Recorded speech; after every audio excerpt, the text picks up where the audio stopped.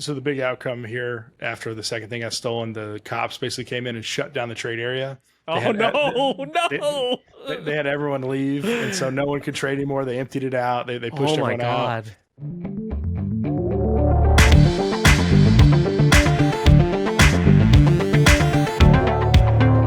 All right, welcome, ladies and gentlemen, to episode 10 of the Next Gen TCG podcast. We went on a little bit of a hiatus just because Zach was at Worlds in Japan, so we hadn't actually set up or put in place a remote recording setup. I sent some stuff to Zach, but we didn't have any time to test it before he left. And Zach now, because he is full time in Pokemon, he is actually going to be traveling a lot more. So we will figure out some sort of consistent remote setup, but you kind of just have to bear with us at this moment. But we will be getting consistent content to you. But anyways, welcome back, Zach. How you doing? Thanks, man. I feel bad. It's feeling good to be back in the States. Jet lag is real. Oh my gosh. I'm trying to figure out my sleeping schedule. It's just either all the time or not at all. So you were saying, like, we were talking about you were getting like 3 hours of sleep every single night at Worlds, just hustling, cutting deals, and all that type of stuff, right? Dude, Worlds is absolutely nuts. Like it's just go go go all the time. Like literally, it was 3 hours of sleep, probably 4 or 5 nights in a row. And you're like, all right, which 3 hours? Like when was it? And it's like, well, trade area opens up at 8 a.m. and the best deals are always in the morning. So if you don't go to the trade area right away, like you're gonna miss out. And then like a lot of times at night, you hang out at the hotel lobby, you do trading back and forth. You try to meet the staff or the players, or just see friends you haven't seen in a while. Like I'll spend an hour with a friend, and then I'll go to the next friend, the next friend. And it's like you constantly just shifting gears. And it'll be 3 or 4 a.m. in the lobby, and then some people may go out after that, have a few drinks. And so the cool part about Japan is we found a lot of places that were open till 5 or 6 a.m. And so you'd go back, you'd crash for like an hour. I never shut the curtains or the blinds, just so that when the sun came in, it's time to get up, time to get going. And we just went on for another day. Business during the day, party at night. So the focus entire since we've been gone for like 3 weeks now. Obviously, there's been a lot of stuff that's happened. Post Malone buying $1 million cards and all that type of stuff. But we're going to be really hyper focused on Worlds this episode. All the other stuff that's happened in the last 3 or so weeks, we will touch on and talk about. But today, focus this episode, episode 10, all about Worlds. And then we'll get back to our regular schedule program next week.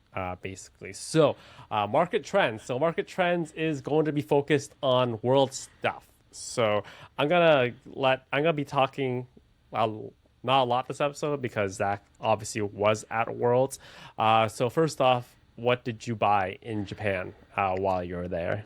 Oh my gosh! Like, what did we not buy in Japan? That's the real question. So, I think one thing everyone underestimated is when you have hundreds and hundreds of collectors and dealers and card shops and stores and people literally going with the same objective to find cool Japanese cards, seek out all the cool shops and buy. You really put a lot of stress and struggle on all the different card shops that are out there. So, we started in Hiroshima, then went to Osaka, Kyoto, then worked our way up to Tokyo, to Yokohama for Worlds. A lot of my friends, they started in Tokyo, then worked their way down. And so it's like by the time we got to Tokyo, there were like no deals left. Like all the card shops were either way overpriced or were sold out, or there were all these gaps in the shelves that couldn't be replaced. And so our best deals were Hiroshima, Osaka, and it really depended on like what you're looking for. If you're looking for the super, super high end, it really had to be like a random shop that's not like a main one, kind of just either one you learned from a friend, this or that.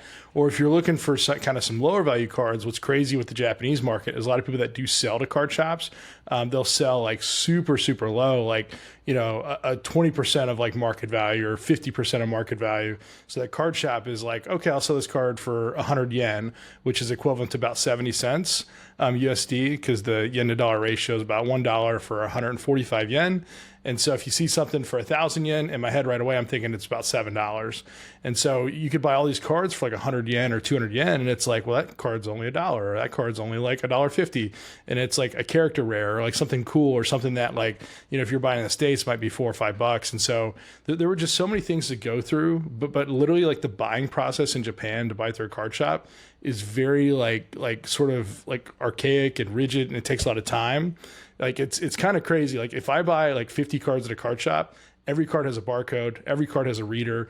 Like they have to scan every card. They audit every card. They double check every card. And so it got to the point that when we were going to card shop and let's say we are buying like 1,000 cards, we'd say, all right, we'll come back in like 2 hours. So we'd literally go down the street, have a bowl of ramen. We'd come back and say, no, we're still. They come back another hour, and we'd come back, and it was this long process. So buying is definitely not easy if you're trying to buy like in mass quantities or in bulk. How much did you spend? Tell me how much did you spend on cards in Japan? A ballpark.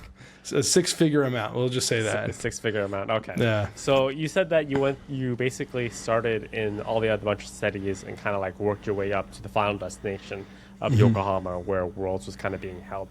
How many days like before Worlds did you get into Japan? Yeah, so Worlds started maybe like August 10th, and I flew out August 1st, so about 10 days. So we didn't actually get to Japan until August 2nd, just because time and travel and hopping in the future. So we did a day in Hiroshima. It was near like the anniversary, and so we wanted to really see the memorial and just kind of do like historical, kind of like a sombering, sort of just like set the mood for the trip and really just kind of appreciate like the culture and everything around there. And then when we went to Osaka, we spent about 4 days. Then Kyoto, we spent about 4 days. In Yokohama, we got there on Thursday, literally the same day that players got their passes and bags. So we got there super early. And then we did obviously the 4 days in World. So those kind of pre-days were kind of, you had more free reign. There were less people, less competition. You could really go in a card shop and there was still stuff.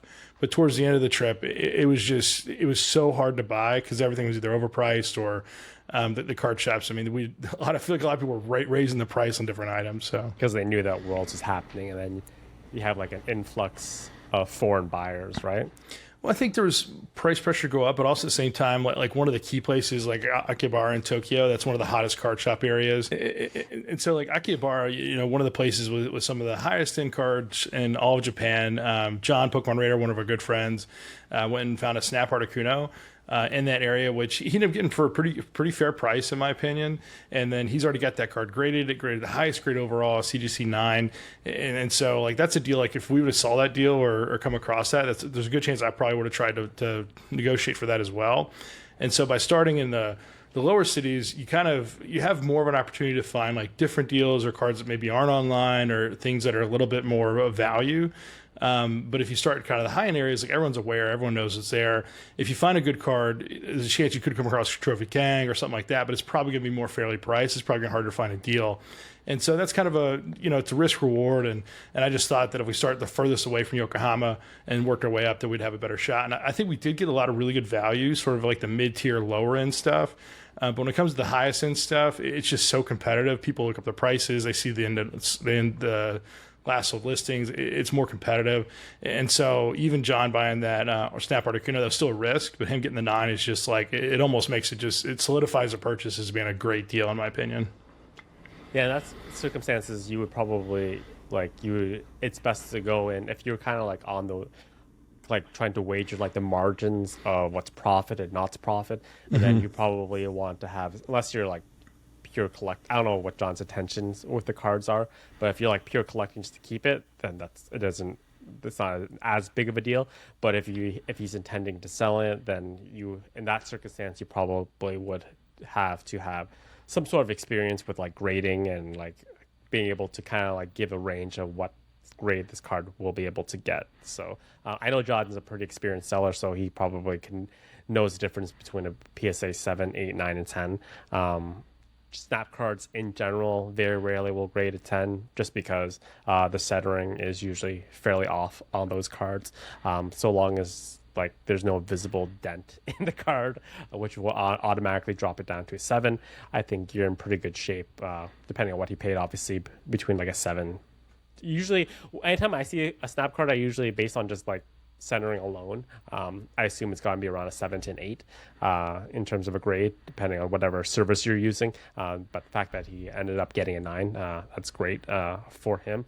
You also bring up like a really important like point as well, that just because he had so much influx of buyers, like North American buyers, European buyers coming into Japan all at once, if you are a person who has the mindset of going to Japan to buying cards, then that's probably something that you would want to avoid, knowing that just because you're going there and other people going there, you're going to be competing and trying to be competing / avoiding all the other buyers as well. So Yeah. case in point, going to Japan to buy Japanese cards during Worlds, probably not the most like the greatest idea, but obviously there were other reasons to go there as well. But if your main purpose is going to Japan just to buy cards, during Worlds is probably not a good time to do so.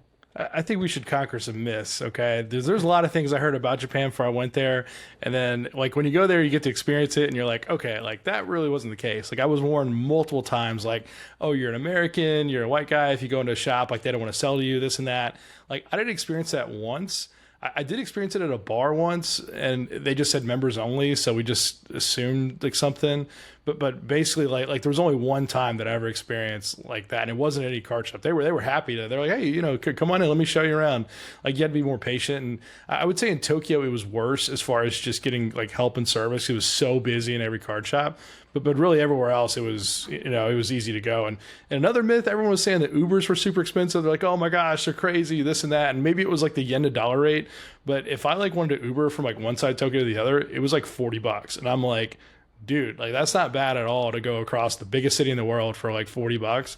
And so and that was like, we'd always get the black van. And so the van would literally be like the 2 seats reclined back. You'd have 3 feet in front of you. It was air conditioned. They'd pick you up at your hotel, drop you off literally where you want to go. And I was like, dude, this makes so much sense. And in New York, that'd be like $80 or $90. It just, I don't know. That's a myth we just got to crack right now. I think also like you're a nice guy, obviously. I think you are, based on our conversations with each other. I think like when you go to Japan, you have to kind of like also understand like there's a certain way you need to kind of behave. Like when you go into a card shop, you just can't like go into a card shop expecting that you're gonna be able to handle everything as well as you want. Just kind of go in there making demands and all type of stuff. I think there's like a certain level of respect, even like hyper respect, that if you somewhat demonstrate to people or the people owners of the card shop, then you'll generally be treated well. Your story about like not being denied service, I think that like that's anywhere you go, to be honest with you. Mm-hmm. I was at a bar. I was like in Boston at an event one time, and I was denied entry to a bar once just because I wasn't American.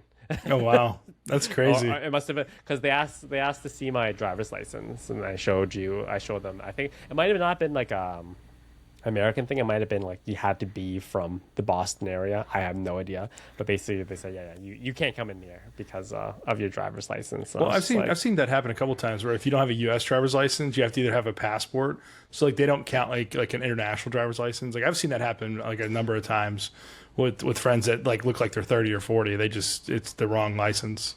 No, it wasn't an age thing. It was more of a you're not from the area. You're not from Massachusetts. Maybe it was like a Yankees Red Sox thing where they're trying to keep each other out of their own bars, but I have no idea. And I asked the bouncer what the heck, and they just said it's just like the owner's policy.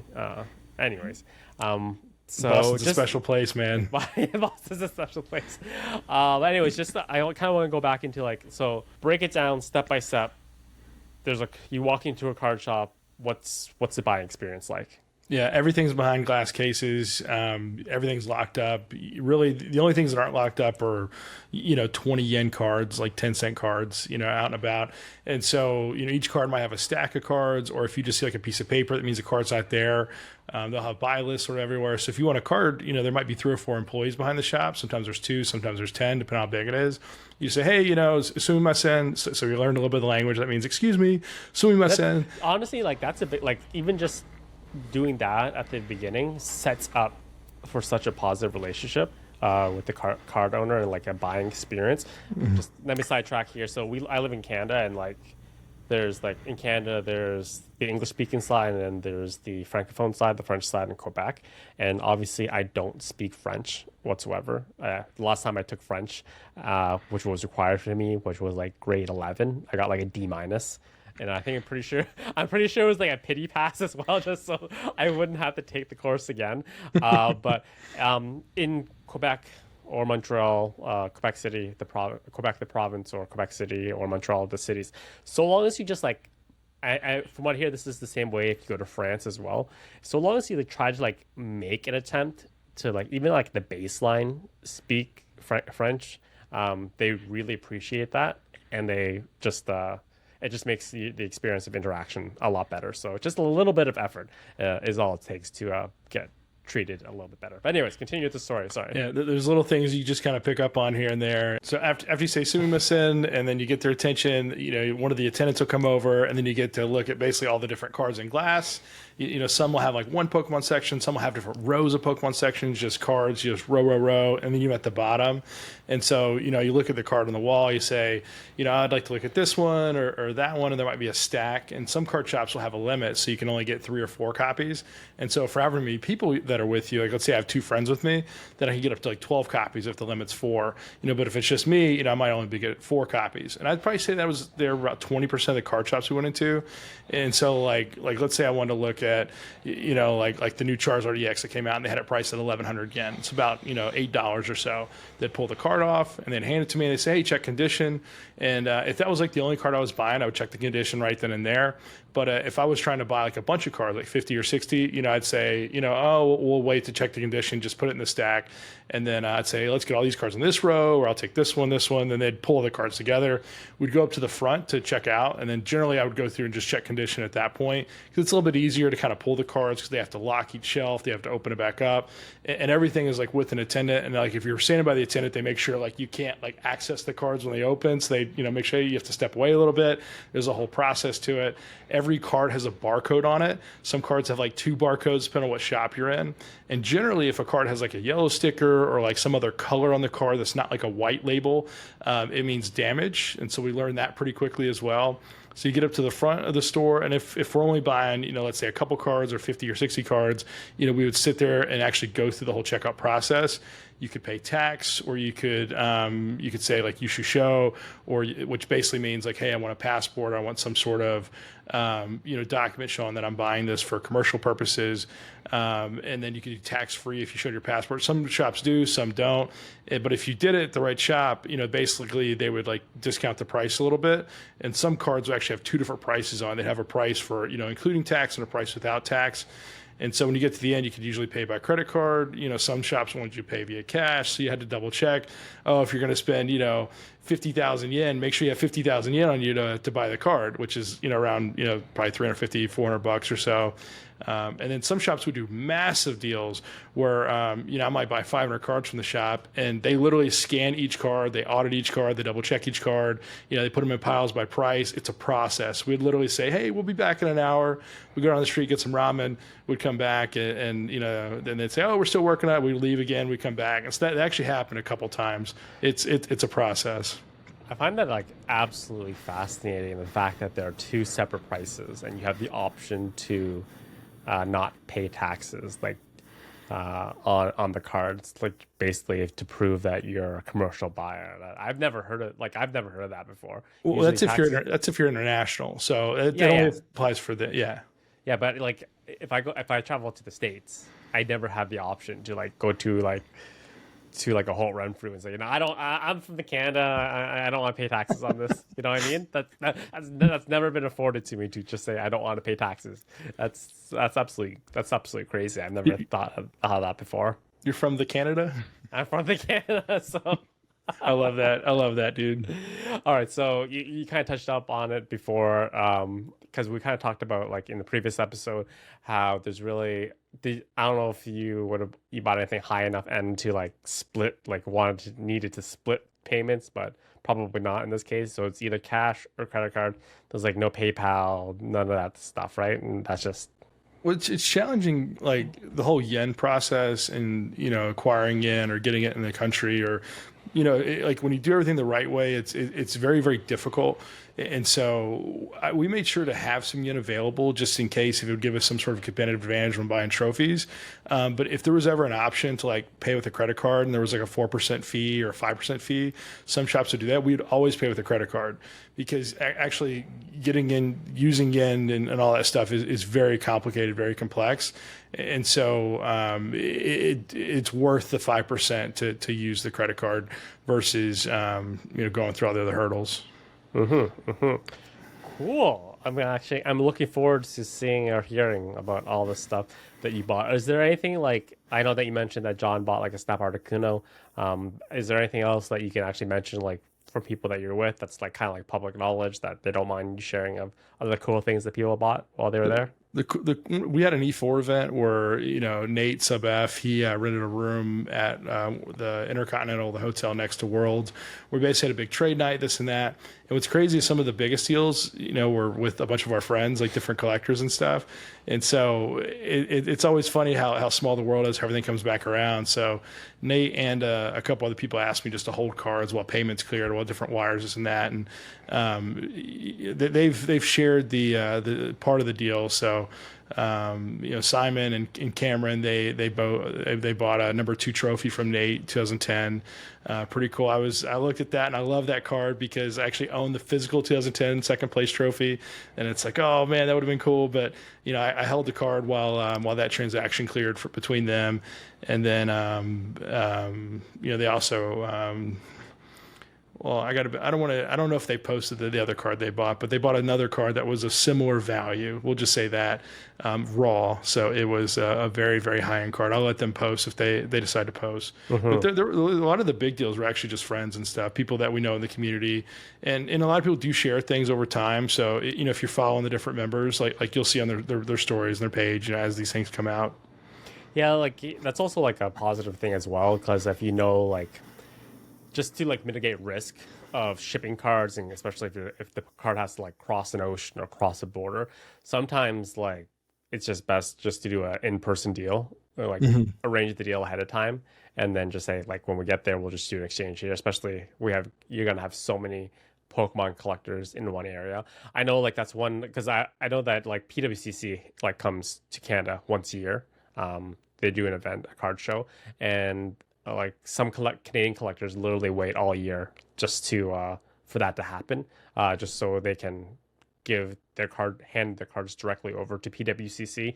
They put it in safety, a bank car basically, the Brinks truck, with a lot of security, and then they just drive that truck all the way down to California. So there's like almost zero risk other than the truck getting hijacked, I guess, of it getting lost in the mail or stuff like that. So, like once again, just coming prepared, I think, is always a good idea. Knowing what your trade deals are in advance, especially if you're trying to make like a big Japanese deal with a Japanese buyer, have that kind of already arranged, because based on how the Japanese move, it's a very slower process. So you just can't expect to create a deal and close a deal. I guess you were in Japan for over a week. I guess that's a good amount of time. But if you were kind of more like crunched for time, making like larger six-figure deals would be a little bit more difficult to do.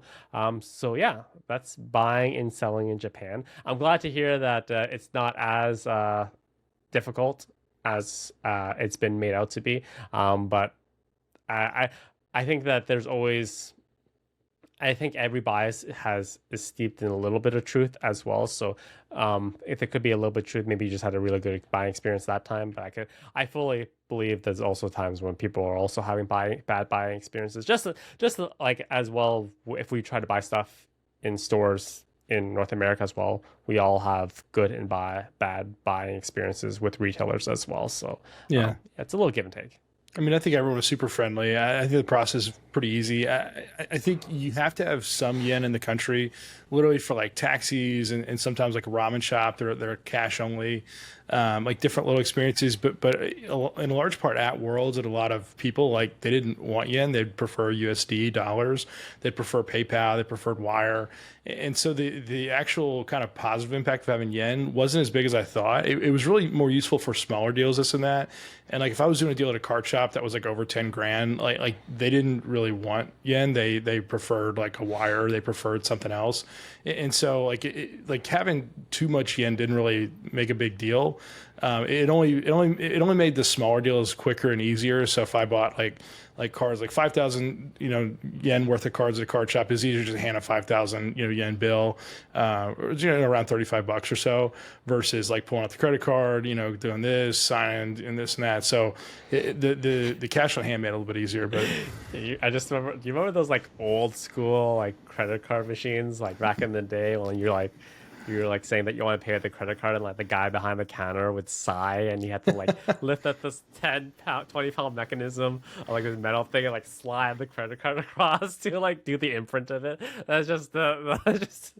It was like credit cards are just like such a bigger hassle back in the day. I might have just like dated myself a little bit there, but that's what it reminded me of. Basically. Man, you're way older than I am, man. I didn't realize that. But anyway, so that was buying and selling at card shops in Japan.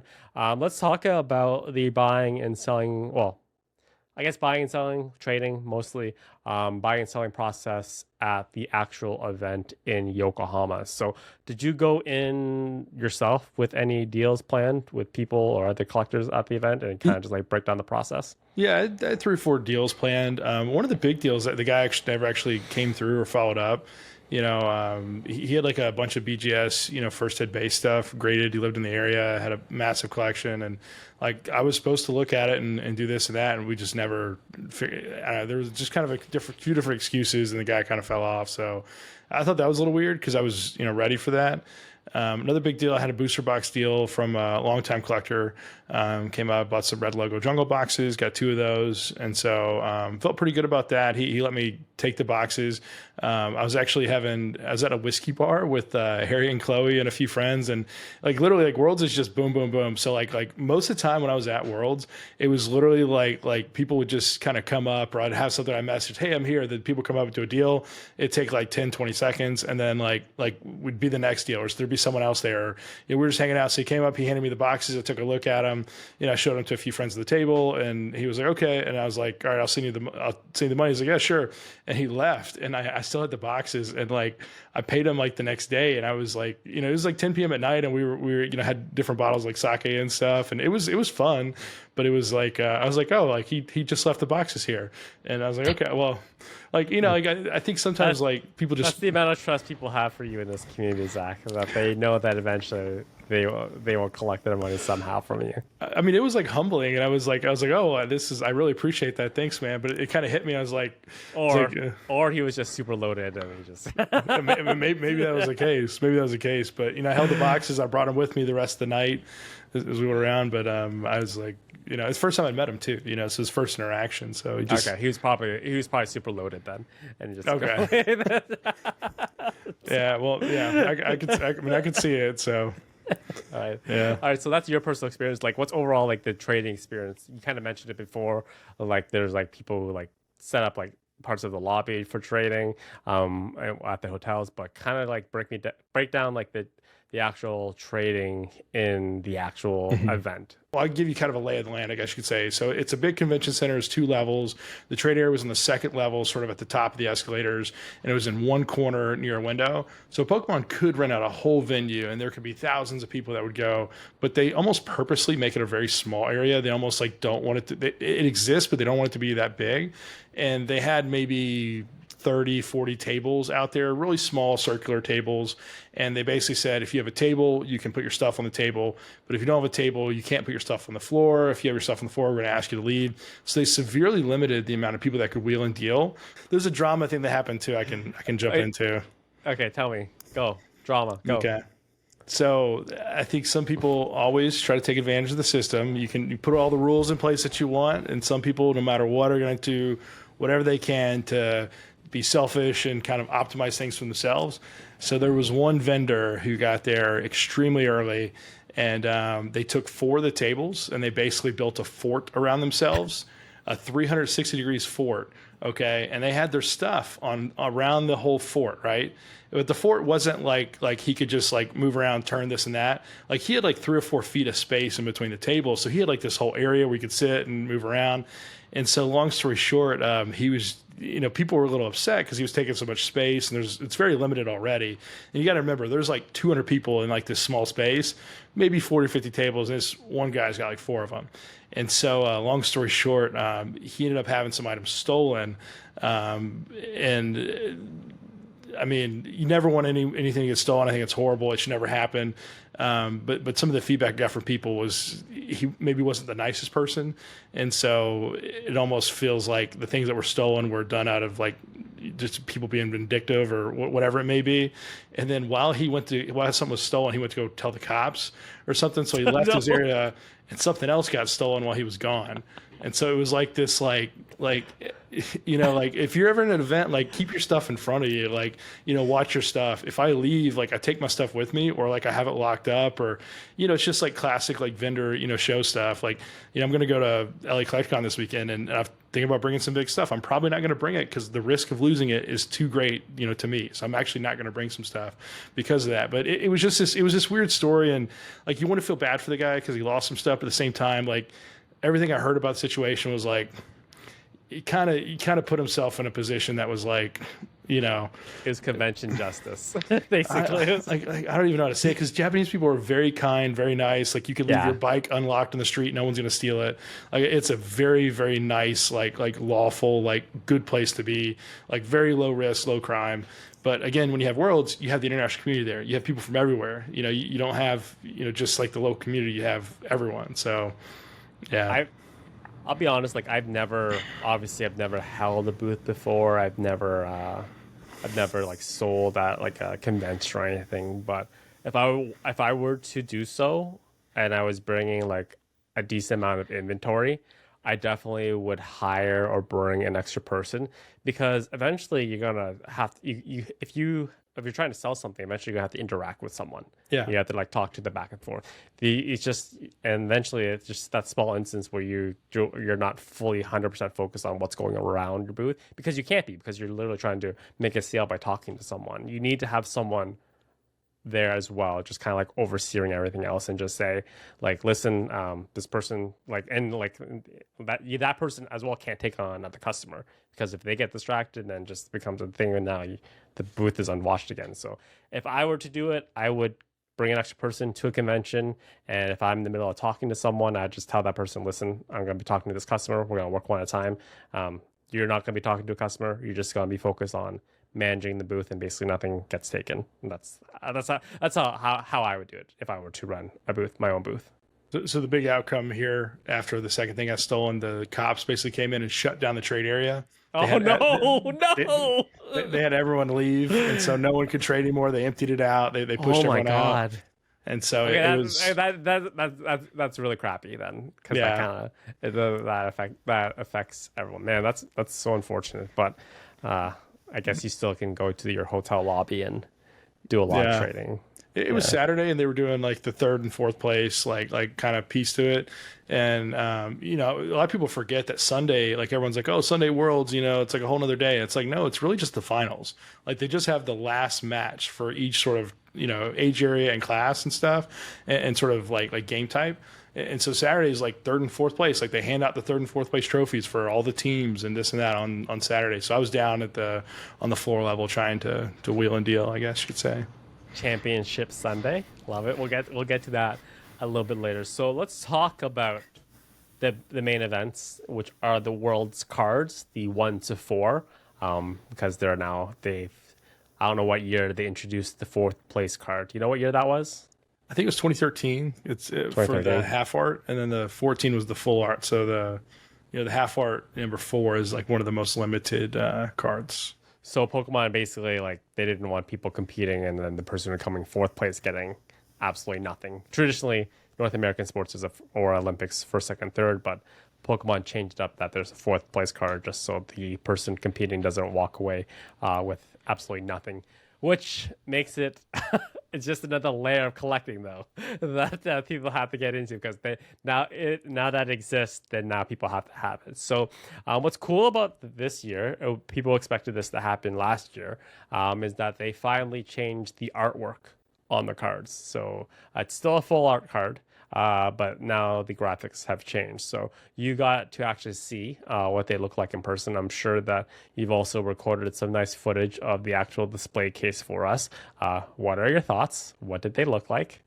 So the initial thoughts were actually pretty poor from a lot of people, because it's you gotta listen to it. Now, I don't want to say like extremely negative, because it's cool. You see the new artwork, like, oh, this is cool, this and that. I think a lot of people like the older artworks a little bit better. But when you first saw the cards in the case, they had a big, thick piece of plastic over them, or a ceramic, or not ceramic, but acrylic or something.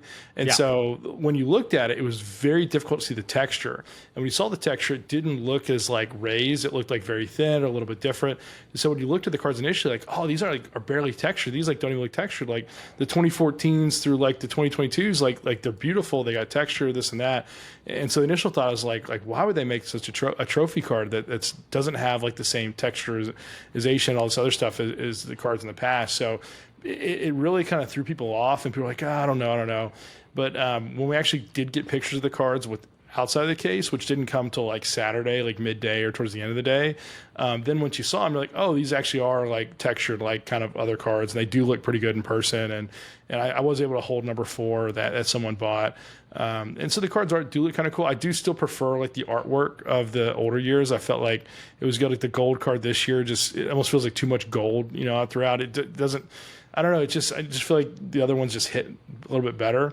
But I think we severely underestimated the amount of new players that have entered the market, as far as like people who want the cards, people who are willing to spend the money on the cards, people who don't really care. They want it no matter what. And then also with it being the first year of this new artwork, I think that's driving a premium as well. And in the past, there is a premium for 2014s over 2015, 16s, et cetera, because it's the first year of full arts.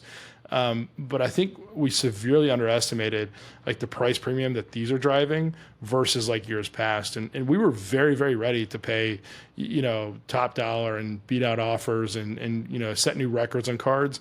And it just got to the point that the offers we were competing with were like double like anything the card had previously sold for in any instance. And it was like, it got to the point that it just doesn't make sense. And, we made the big offers, and then we just got beat like over and over. So it's hard. What was the price range of what you're seeing for the cards? So, okay, if you want to break it down, like, is there like a difference between first, second, third, fourth, obviously, price value wise?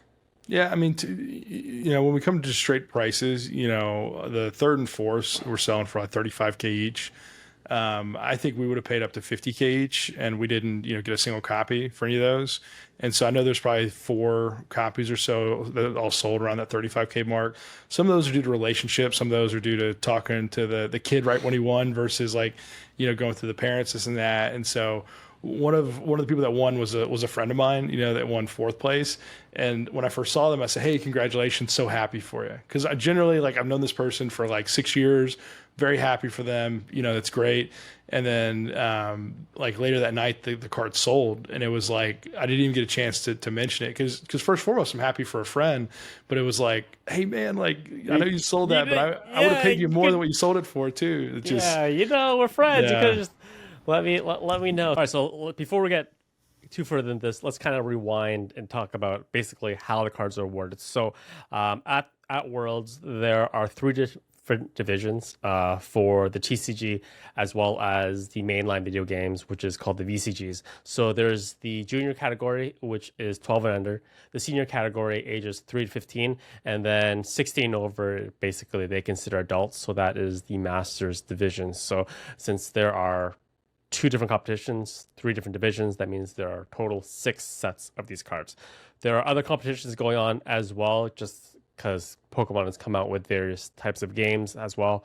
There's Pokemon Unite, as well as the Pokemon Go PvP section. Cards are not awarded for Pokemon Unite, as well as Pokemon PvP. So when it does come to the trophy cards, what Tetra mentioned, basically for the 6, first place, second place, third place, they exist for the TCG and VGC, 2 categories, but all 4 events that are going on, or all the events that are going on, they get the full line of the promos. And so when we talk about promos, we're talking about, the World's promo with the Lapras on there. So top 32 all the way through champion.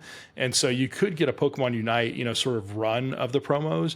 Now they didn't get that first place card, the trophy card with the Pikachu, but they still got the run of the promos for their placement. And so there are more of those out there versus just kind of the 6 that we talked about. So just want to clarify that for everyone's that's like, you got it wrong. It's like, no. But traditionally, those cards don't even sell for like a fraction of what the awarded cards are sold for. They're generally less desirable. Yeah, I mean, a champion like is could be anywhere from 8 to 12K. I mean, you might have someone paying 15. A semifinalist is probably 6 to 9. It really depends on year and desirability and how many copies. Some years have way less, some years have way more.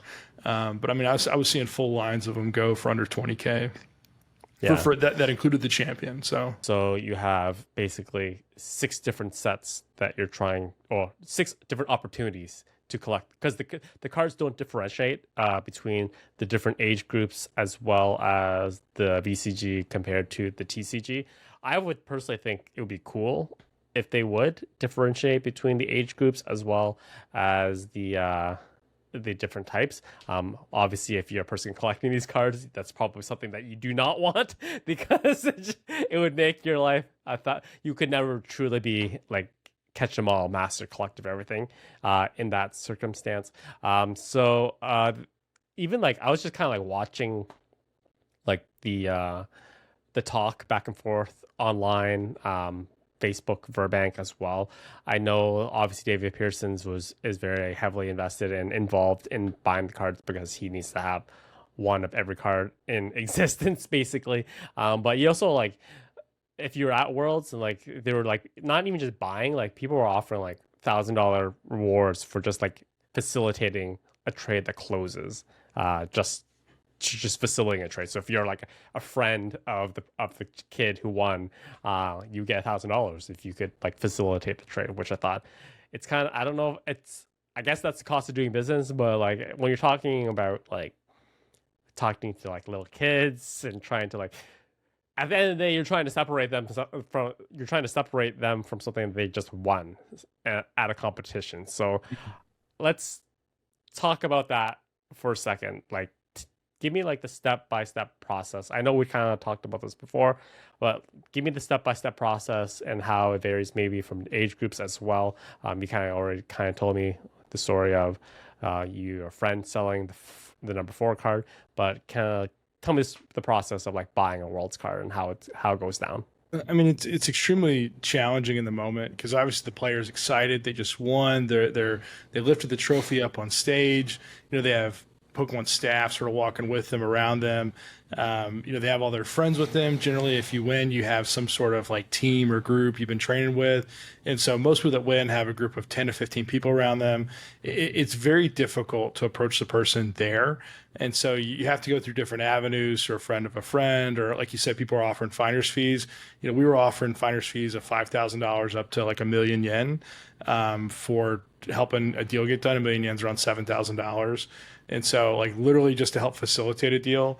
And even those finder's fees weren't having deals happen. And so we said third and fourth were transacted around, you know, 35K each. Second, you know, there's a couple that happened around the 60, 65K mark. And then I got quoted like an offer of like 104 that someone had bid. And they're like, hey, do you want to counter? I was like, no, like we'll let that sell for 104. There's 6 copies. Like that'll just be the high card. And then first place, there was one card that sold for a pretty good deal due to a relationship. I'll just go in and say it was under $100,000, but there were active offers, you know, 150 or so for, you know, the number 1. So I don't know if those actually closed or if those paid. You know, were those ghost offers or the people offering they really have the money, or are they just trying to see if we would just pay up, or you know, it's hard to really know. And so the ability to say no is your number 1. You know, it's one of the best things you can have in any negotiation. And so when you come in and say, oh, well, I'll beat any offer, it's like, well, are you just going to, you know, bid against yourself? So sometimes you just have to say, hey, this doesn't make sense. Is this sustainable? Yes, the first year, but you know, these cards are going to be here next year. They're going to be here the year after that. And so there's going to be more and more copies popping up. And is the depth and demand of the market really 6 deep, or, you know, how deep is it? So when you actually do get the chance to talk to the player or the player's friend or the family, a lot of times, you know, they may make a deal right away. Some will take a few weeks. They'll, you know, spend a little bit of time with the card. They'll maybe wait for the wire. Some will do it right then and there. You know, we had the ability to close deals on the spot if people wanted it. But getting to the point where you're trying to talk to someone who is just so excited they won. A lot of players, what's surprising is they don't really have any attachment to the card. They see it as a bonus. They see it as a cash payout. And so when you have that mindset, a lot of players have already decided they want to sell it the moment that they win. And so I like getting the trophies. Like you see the trophy right here. That's the first place glass trophy, right there. That's the third place that you can see. And so, like, I like getting those, but most of the time when I buy those, they're 6 years after the player won. Like, getting that on the spot is near impossible, and I've never seen someone buy a trophy on the spot. But it's very, very difficult to kind of figure out how to close a deal, because you have all these other sharks around you who are trying to close the deal as well too. And I mean, there was a number of people there, 4 or 5 people who had probably the ability to make offers as strong as us that struggled as well to close deals. So it's not easy. You can't just show up at Worlds and buy a trophy. It's relationships. There's so many other layers to it. I could tell you how to buy a trophy card. You go to Worlds and you can still not buy a trophy card. That's how difficult it is. Yeah. So like, based on like your feel of like, not so the Masters and maybe not even like the senior division, but like, would you say like the general feeling was that everyone in every age group had a pretty good idea that it was a cash payout if they collected one of these cards? There wasn't anyone just like overwhelmed saying, "Oh wow, you're offering that much amount of money for the cash." I think like the age that we live in with social media and like Facebook and like open marketplaces, I think like the majority of these players inherently know that these cards do have a significant amount of value to them. I think, when it comes to the English players, or let's just say non-Japanese players, let's just categorize it that. A lot of the Japanese players do not like to sell. They consider it a award, a trophy. They consider it like part of the, the prize. They consider it like a gift per se. And so they don't want to sell. They usually don't sell. But pretty much anyone who's not Japanese will sell. So that, I mean, if there was like a Singapore winner, or if there was a Indonesian winner, or a Brazilian winner, or a European winner, typically they will sell. And some sell on the spot because they want to get that cash right away. They want that lump sum. They don't want the 30-year annuity payout. They want it right away. But generally, the Japanese don't. But anyone else typically will. Okay, so they go in knowing that this is basically a payday if you make some sort of final stage. Well, they're focused on the competition and winning, and they're planning, they're prepping, they're like winning is first and foremost, like winning that final match. So they're not really, their mind doesn't really turn off until it's over. And so maybe they've thought about it before, but it's not the first thought or second thought, or probably in the fifth thought in their mind.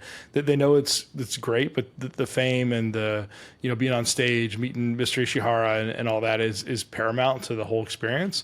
And so it's something that comes with it. And when you're there, you see all these people trying to approach, and it's like you don't want to take away from kind of the purity of the event and stuff. And so a lot of times I like to just kind of sit back, hey, make a public offer. If they want it, they can approach, and then I'll set out finder's fees, to people. Like, I don't want people going harassing the family, this and that.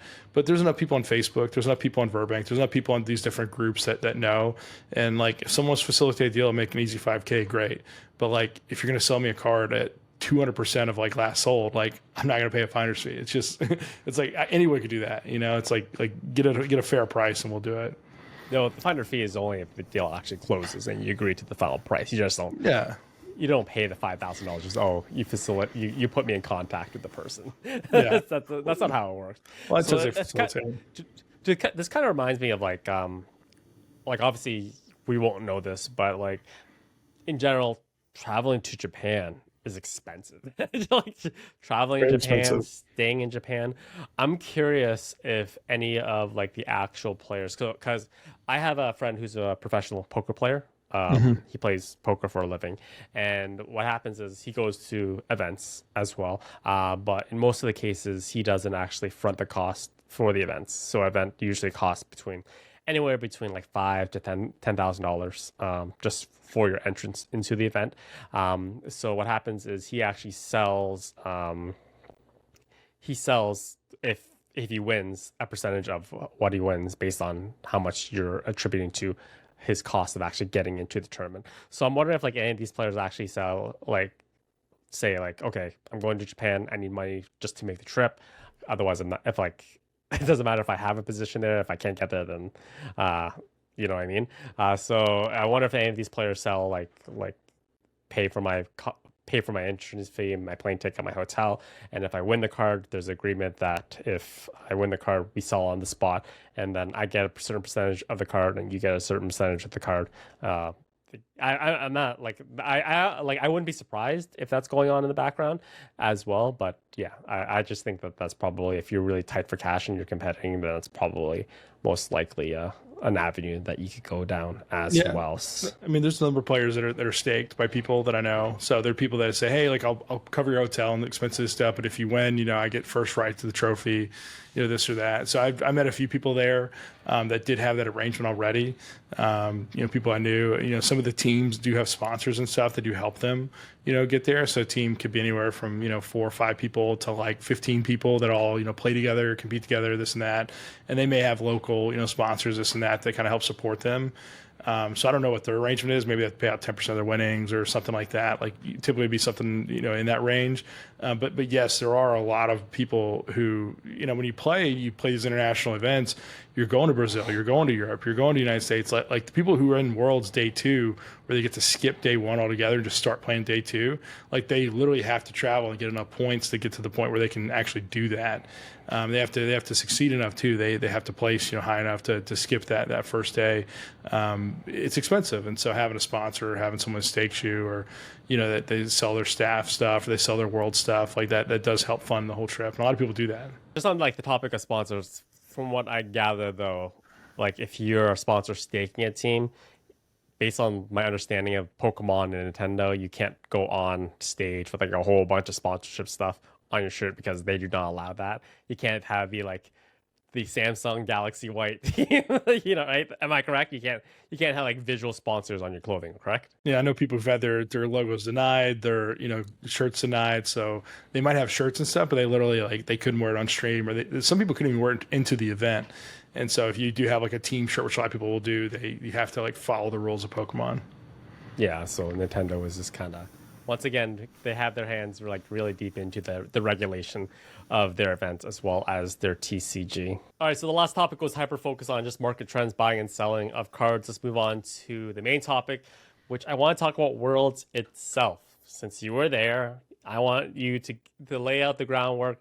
What were the vibes like? What did it feel like to be in Japan, to be at Worlds, to experience the culture of Japanese culture? Just give it to me. Tell me, what was it like? Because Japan is definitely on my bucket list of places that I eventually want to go and visit. I think if I were to go, though, I want to go just mostly just as a tourist, not as a person trying to be wheeling, dealing cards, and just like fully enjoy the culture of Japan. But tell me, what was it like? Not a hustler? You don't want to go as a hustler? No. Oh, man. Well, I want to start the event basically from the moment you walk in to the actual like venue, as far as like the world's you know sort of room, I guess you could say. To me, it feels like Disney World. It feels magical. It feels like an adult walking into a theme park where there's so much attention to detail. I mean, the banners that are everywhere. I mean, I saw a Jolteon banner, Charizard banner, these huge signs that are oversized. Like I'm talking 10 feet tall by 20 feet wide. It's just a Charizard just roaring. And so when you walk into the event, you know they have security everywhere checking the badges, and you know the ceilings are super high. And so when you go in, they have like the little lanterns, kind of everywhere. They change colors. There's so many little details you don't really notice until you walk around a couple times. They literally had like a ramen truck and a Pikachu hanging off of it. The brand for this was Pikachu eating ramen, and they had all these different like pictures all around the event where you could go take photo, or they had so much attention to detail, like little picture opportunities and different things.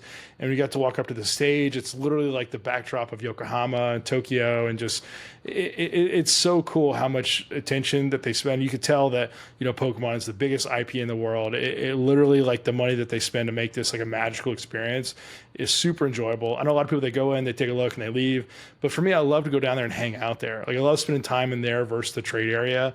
It's something where you get to see people, you get to interact, you get to see the best of the best compete. And so I love playing Pokemon Unite casually. I get to watch the people who are the best of the best on stage just hash it out with strategies that you don't even see unless you watch them.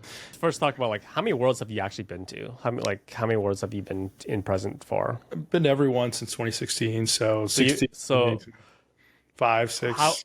how would you rank this one in terms of just like the setup? I would probably say it's like top 3, for me. What's one? Oh man.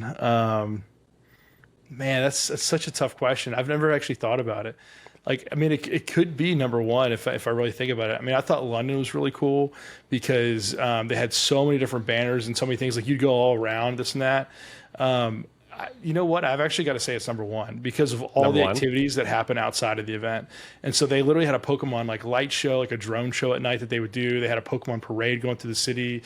They had all these different things out and about. Like you'd go into a different mall or shopping center and they had like hundreds and hundreds of random Pokemon displays. And like, if you looked at like Masuda's Instagram, he'd literally show pictures of like, oh, I found the little like street cap or whatever, like the sewer cap where they had drawn Pokemon on there. And what I liked about London was like, it wasn't just the event that happened. There was like a lot of other things that happened sort of throughout. And I think they did that more in Japan. I think they have more control over the city here as well too. And there were just things everywhere. Like they had the Pokemon, play, they had the musical experience. They had all these different like cool things you could do that were so spread out. It wasn't like Worlds was the only thing that happened. That was the only event. It was like the whole city had kind of transformed. Like even the JR train, like you go there and there's world signs. When you came out the train station in Yokohama, it's, the poles on the train station had literally Pokemon all over them saying Pokemon Worlds. It was like when you got there, you just felt like you were in like Neverland, like a fairy tale. It was just, I don't know. It's so hard. Like if you're a fan of Pokemon, you went to Worlds, you would not have been disappointed. Like if you're there for the experience. Honestly, it just like listening to you talk about it, just like I was like listening to you talk about it, I'm like getting emotional just thinking about it. Just it just completely like warms my heart to hear that they just like I'm not surprised though. Like I'm not surprised in the least bit because you're in Japan. Mm-hmm. You're in you're literally in the home of Pokemon. So I would expect nothing less than the best. Like the Japanese in terms of presentation always take things like to the next level. But like I'm very happy that they did like the franchise just absolute justice of like just doing it right and doing it like the biggest and best way possible. That's awesome to hear. Yeah, I think Japan was far and beyond the best. Like when I think about it, it's like London, I think was a step up. I enjoyed that. I thought DC was a really easy experience to enjoy. But again, DC was kind of segmented. It was still kind of small. It wasn't small, but given like how many different rooms are in and out and the stage and how many people go to the event now, San Francisco was kind of tight and not everyone could get in the event. There were just different little areas and it was cool, but it wasn't as good. But when you think about Japan and how many other things that they did outside of just the core venue, it added to the experience. And there's literally not a moment that goes by that you're not doing something Pokemon related. I do think that some people were a little disappointed with like the artwork of the promo cards. Like I thought that was kind of something that people expected a little bit more. Like when you have a Champions Festival for like some of the older ones, like 2019 DC, like we had the Pikachu and the Eevee, like that's just so hard to beat. And like I love the Lapras theme because it is the Bay, it is tied to like the city and the character of the city. Like there were Lapras everywhere. There was a giant Lapras like floaty out in the ocean that I could only imagine how big that was if you got close to it. And like the Lapras plushie was kind of cool, but I thought that the actual artwork could have been a little bit better. So I'm with you. The artwork on the Lapras I thought was a little bit lackluster as well. But they all can't be winners. I think they did a decent job. I like the fact that because traditionally those staff cards they usually have a yellow border, just because they are awarded in North America or / Europe. But in the Japanese style, those world cards are always silver bordered, especially. So it's nice that they went with a silver border as well. And you can't always forget the reoccurring Psyduck that's on those cards as well, kind of like tucked away in the back right there. But yeah, I agree with you. I wasn't when I saw like pictures of that card kind of like floating online. I was like, it's okay. It's okay. It's not. It's all right. So, briefly, what did you like other than outside of Pokemon? Like, what did you do for fun while Oh you're wheeling and man, dealing?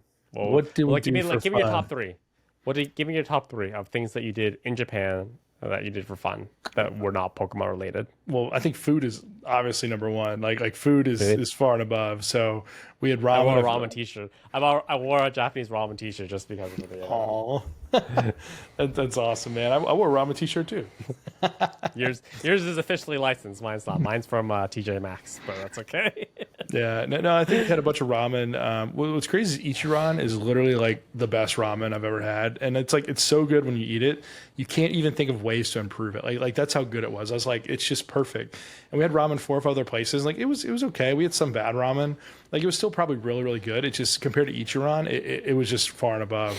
And we had the Wagyu beef a few places, and there's like I don't know how to say it. It's like a Mizuzaki or Mizu something beef that's like I guess it's above Wagyu, and whenever you eat it, it's literally like butter. Like you take a bite, you put it in your mouth, it just melts. It's like, how is this beef? Like it tastes so good, it's so fatty, and like that was good. And there's also the teppanyaki, which is like the beef you grill and stuff yourself.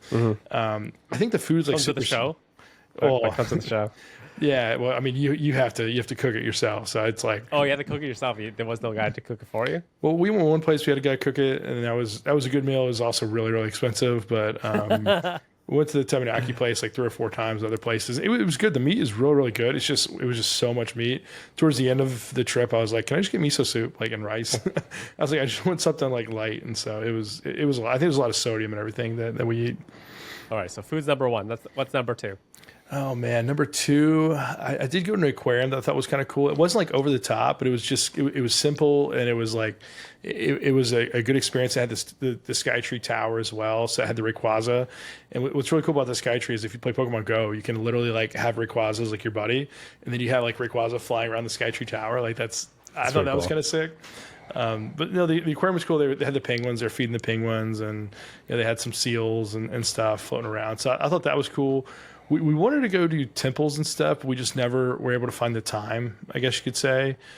We did do the Ghibli Museum, which is kind of cool if you're really into like the anime, this and that. I thought it was a good experience, but I'm not as into that as a lot of the people we were with were. So they really appreciated it, just kind of like the history of all that. And there's like a unique film you can watch when you go. But man, I got to think about other stuff we did. Oh, Slight flex. I have a Shundo Rayquaza in Pokemon Go. oh my gosh. just a little flex right there. Just a minor flex. Anyways, continue on. Well, Number 3. So number 3, we went to an area in Shinjuku called Golden Guy. And so if you're not familiar with Golden Guy, it's probably 4 or 5 different alleyways of just different bars, like all the way throughout. And each bar is only like 6 seats, like max. And so like when you go to the bar, you sit down, like in order for you to get out, like everyone else has to get up and walk out. And it's like this very intimate relationship with the bartender, and like some speak English, some don't. And, different bartenders make different drinks and stuff. And like Quentin Tarantino, like I didn't know this till after we left, which is kind of crazy. His favorite bar there is called Albatross. And we had literally gone to that bar like 3 or 4 nights in a row because the bartender was so good, and the drinks were like some of the best drinks we'd made or that we'd had like all trip. But they literally took like 20 minutes to make, and so like you'd order a drink, and then 20 minutes later you get your drink and you drink it, like, oh my gosh, this is like such a good drink. And that was kind of surprising. So, but if you ever get a chance to go to Shinjuku, go to Golden Guy, avoid all of the I got to think of the right way to say this. There's a bunch of Nigerians there that'll try to hustle you. And so you talk to them, do not look at them, do not whatever, just walk right by them. And what's crazy is like they hustle like all like the non-Japanese people. And then there are Japanese people that are doing the same thing, but they're only trying to hustle Japanese people. And so it's like these 2 groups of people. And anytime like walking through like a weird area, if there's ever someone just standing there with like out of purpose or just standing there, it's like, all right, they're doing something. They're here hustling, they're working a corner, there's something going on. And so I'm always like super skeptical of people who like don't have a purpose or like what they're doing. If you're not walking somewhere, like what are you doing, man? Awesome. It sounds like you had a fantastic trip. My last question for you, I'm going to give you the opportunity, since this is a major Pokemon event, you had the opportunity, and a lot of people went to it. gonna give you the opportunity to give shout outs to all the people that you met in the community, names, real names or fake names, just shout outs to people that you met while you're there. Oh my gosh, there are so many people that I met. Some I met for the first time. I loved seeing Charlie on the trip. It's one of the first times he's traveled, especially internationally, to different events.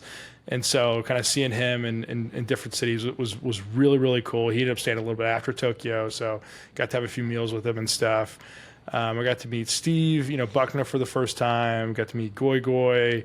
Adriana, Mason. First time I've seen Mason since 2019 Worlds in DC. Got to see, Raina, walk around the event. Got to see, Clara, PFM, they were great. Got to see, oh my gosh, Admiral for the first time. What a crazy dude, like I'd be going home at 5 a.m. at Golden Guy. Then he'd be like, all right, man, I'll just have one more beer. I'll be right here. And I was like, all right, get home safe, avoid the Nigerians, and you'll get there. So cool to see them. Got to see Thundermood, John, Tori. Oh man, the list goes on. Elliot. Yeah, I got to see Elliot. Elliot. We had to steer him a few times. He was all drinking, having a good time. We got to do karaoke with some local Japanese people that we bumped into. They showed us a karaoke place, and it was like all you could drink. And we were just singing songs. And like even at Worlds, there's so many people. Like I got to see Dubsy, got to see Mr. Fuji, got to meet Nito for the first time. I'd never really met Nito before. Shake his hand and stuff. And then there's a couple of people I always see at Worlds every year. So like Jesper, I met him in 2016, the year he won Worlds. And we got really close to doing a deal for his number one trainer. And then ever since then, every time I see him at Worlds, I say, hey, what's up, man? How you doing? Life's good. And then I got to watch him, gamble a little bit and upstairs in the hotel lobby. Got to hang out with a lot of the Whatnot people, Craig, and got to meet Hannah for the first time. And a few of the people there. We got to meet a ton of card shop owners, this and that. That were so cool. Some PSA people that I'd met, the weekend before at the National. But I mean, literally the list just goes on and on. Andrew. Pokemon. What? You met Andrew?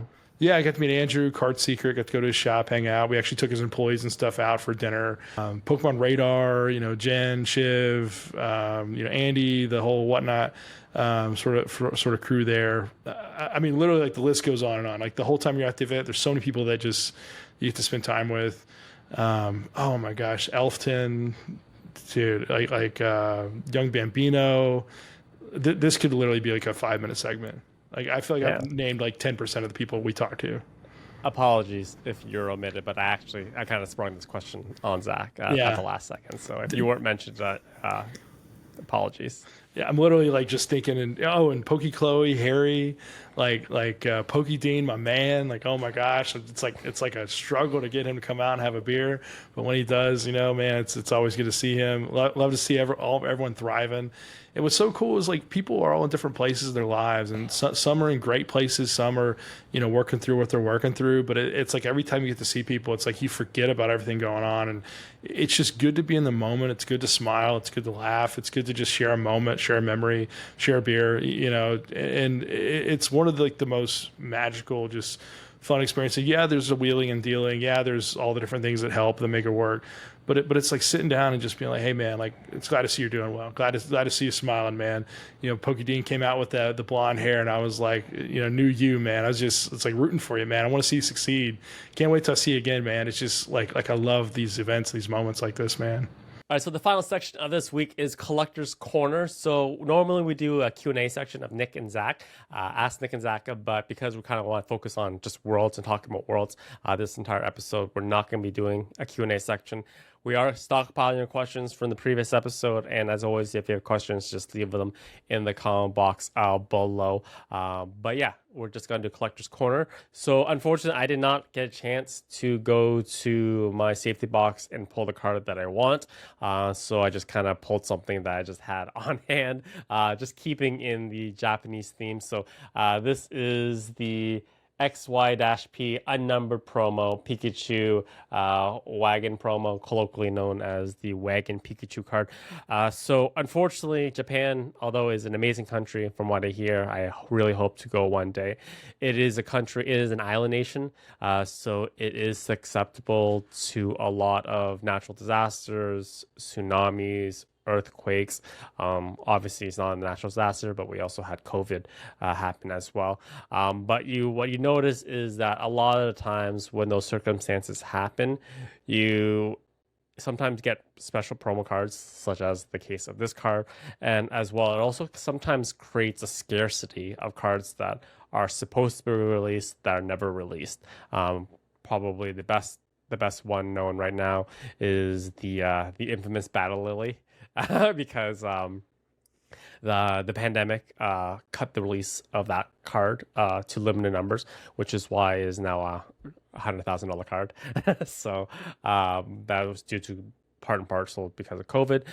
In this case in particular, this one was released during, I think it was like an earthquake that happened in 2014, around that time. So in the hardest hit cities where the earthquake happened, the Pokemon Company printed out these cards, which doesn't reference the earthquake whatsoever. It's literally just a very whimsical card with a Pikachu and a wagon or a minivan in the back with a Victini, as well as a Chespin. Just kind of like, I guess you could view it as kind of like a morale boosting card. When I read about this card, I was just like really fascinated about its release, and I just thought, I'm not like, it's not my most favorite art. I just kind of wanted it just for the historical value of what it represented, and trying to utilize Pokemon in a way to just kind of like bring joy and happiness back into the country. And yeah, so that is my card of the week. It's pretty cool, man. That's actually really neat. I haven't really seen that card, so it's super interesting, man. You know, last Battle Day Lily sale was like $60K, by the way. Oh, really? Yeah, man. The 100K couldn't hold. But we can't talk about that. We're talking about Worlds. This is a happy podcast. We're talking about Worlds and nothing about Worlds. Well talk about Battle Lilies in the next episode. Move on. What do you got for me? Waifu's getting old, huh? So I got a card here. It's the staff card from Worlds as sort of the card of the week, and it may be difficult to tell, but these are signed by Vance Kelly. He is the Masters TCG World Champion. And so a lot of people view the TCG as the most difficult sort of thing to achieve. And the challenge of winning the Masters is far and beyond when it comes seniors, juniors. You know, seniors, you kind of have a few different years there. It's super competitive. But Masters is just, it is incredibly, incredibly difficult to be the best of the best there. And so to have him sign that, I thought that was really cool. I actually have Yamato's signature from 2004. He was the first player to ever go undefeated at Worlds. And so it kind of came down to Vance and Tord's like considered to be one of the best TCG players like of all time. And so Vance ended up beating him, and I asked him, I was like, last turn, what'd you think? He's like, oh, I had it. It's like, I was sitting on, I was waiting on finish his turn. He's like, I knew I had it. And I was like, oh, that's, it's like just to see him just go like. That's such a baller comment. It's just know. So cool. Like, I got it. Yeah, so he signed these two for me, and then I have two extras signed, one extra gold, one extra blue. And so I figured that, someone out there may want it. So I'm going to bring these to an event, and then we'll see if someone else wants one signed by Vance. So card of the week. That's something that I'm kind of like doing on the side, as I collect those staff cards. Well, I try to get one of every year. Generally, the earlier ones, very difficult to grade. Hard to get a 10 in just because they are usually very off-centered. Mm-hmm. So it's tough to get a 10 in those. So basically a 9, especially when we talk about like early on, like a 9 is basically a 10 in those cards in most cases. So yeah, those are really cool. We talked about it earlier. We weren't 100% sold on the Loppers artwork this year. I think it'd be cool if they actually went to I don't know why they haven't done so already. They haven't gone to a full art on those staff cards quite yet. I think it's kind of something that's probably maybe it's overdue a bit, but yeah. I mean, they'd have to put the stamp somewhere too, and I think they want to keep the Pikas as like the prize, like the super cool, like the full art's the secret rare. It's the it's the really hard card to get. It's the desirable. It's the chase, and so I like the idea of making the Pika kind of the one and only, but it is exclusive. It does a tribute to kind of the feet and everything. But if there's a way to do a stamp on there with the full art, I mean, it could be like an amazing rare. It could be something where like an EX where the borders are still. But I agree that they could do a little bit more with the promo. I've seen full art staff cards before. There's this Altaria staff full art card out there, which looks pretty cool. It's like a Gyarados one too, maybe. Yeah, it's possible. But yeah, very cool. And that is it, ladies and gentlemen, the end of the Next Gen TCG episode 10. We greatly apologize that we took a long hiatus, but we're a work in progress in life as well as this podcast. And like I said at the very beginning of the podcast, we are trying our best to come up with a remote solution to Zach's traveling. But we will hammer out in the next few weeks. But bear with us. But as always, thank you guys for your patience as well as your support. I'll look forward to more content in the future. And you have any closing thoughts, Zach? I'm just glad I came back from Japan. I thought I was gonna like find a wife, get married, and just live over there for the rest of life. So I'm back in the States, baby. We'll be back next week. Would that have been a bad thing though? I don't know. I mean, just have future like TCG world champions running around everywhere. I mean, Yeah, I'd be a fan. We'll live vicariously through your children. Thanks, man. All right, we'll see you guys next week. See you next week. Thank you for coming. Bye. Put it on. It's like a girl. I'll put the condom on for you. Okay. It's like, oh man, all right, how do we do this? Just pull it off. It should come off like this. Look, Okay. like there. Okay.